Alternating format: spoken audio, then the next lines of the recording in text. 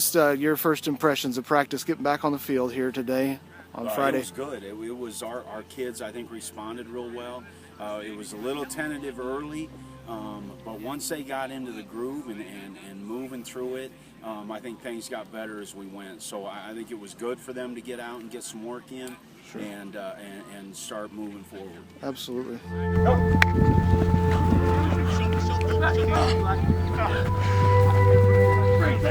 What kinds of things are you looking for right now, just right off the bat, first couple of days of practice? Right now it's consistency. We're trying to do what we do best, and our offense hasn't changed, and we're going to keep trying to get better at our base offense. And especially early, I think getting the kinks out, getting back and working together, finding out if the leadership stuff that we did in the spring starts to carry over, and because I think we made big strides there.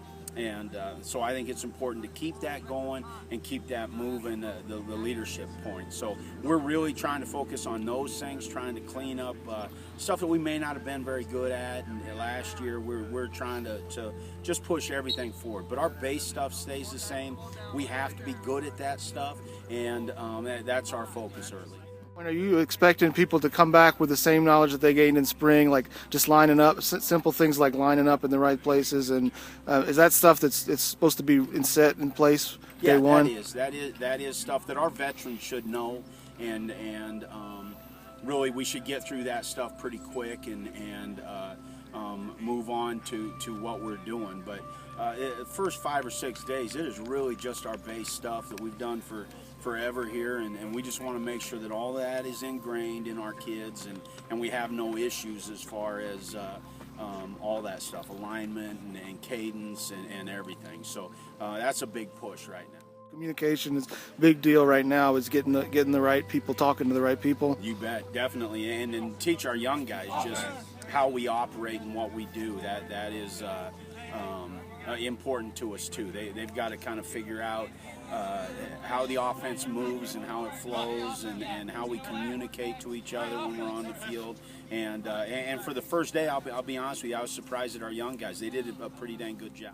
We have a full-time strength and conditioning coach now. You know, that's a big story, but coming into the off season, coming into preseason camp, what do you see different the team this year, that they've had this guy here working with them, EJ, all summer long, and some of them have been on campus and working with him constantly. Do you see any improvement in that area? Oh, I think definitely. I think that the kids that were here all summer are in remarkable shape, and just having him to push them in the weight room, to push them in conditioning, where we as a coaching staff are not allowed to be part of that.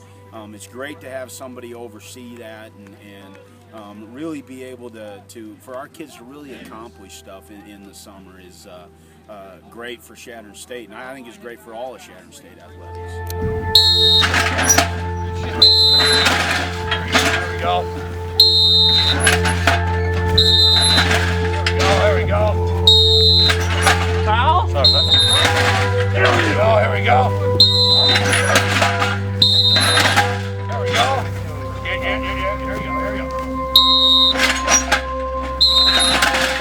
So EJ, you got the guys out here. You've been working with a lot of them all summer long. What do you see that they've kind of what do you see that they've brought into the season from their summer workouts? To start it off, we had a great group of guys over the summer. About 30 to 40 guys were up here from day one for us. Biggest advantage has to start with our coaching staff that we have. The guys that are the staff right here, the assistant coaches all brought in, and the guys that we already have. That's the biggest advantage right there in itself. That's the motivation with the guys we already have. And then this summer, we tried to make that little bit of a jump to the next level. We took more of a three-prong approach. We tried to first focus on the guys' mobility. We have to be able to move. We have to be able to play in the position we're at on the field. I don't need a lot of raw weight room guys. I need a lot of guys that can move on the field. The second thing we did was try to increase our flat speed. We have to be able to move in this sport. And lastly, we tried to increase our speed strength, meaning we're taking a certain percentage load, and we're trying to move that in a set time frame that we've picked for that week throughout our training cycle. So the biggest thing is we take the guys we have, we make that next jump for that little percent better. All right.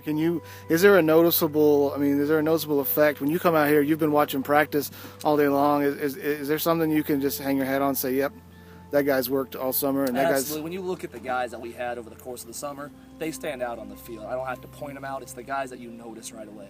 The guys that might have that little bit extra in the tank. We talk about being the non-talent things, the things that don't require any talent, being on time, running to the ball, finishing after the play, getting here early, making sure our young guys are ready to go. When you look at our summer guys, it is a drastic difference. Not just years past, when you compare a guy that just is coming in with one of the guys that we've had stay. It's a very big difference when you're talking anthropometrically, trying to look at the guy's body size, trying to make sure we switch lean mass. Our guys that have stayed here have not just put on weight, but we've put it on the right way to increase the speed and decrease that fat body mass, increase lean mass with it. 9, Patriots 340, South, Texas 390, Spokespark, go! Brandon, you're the fourth player.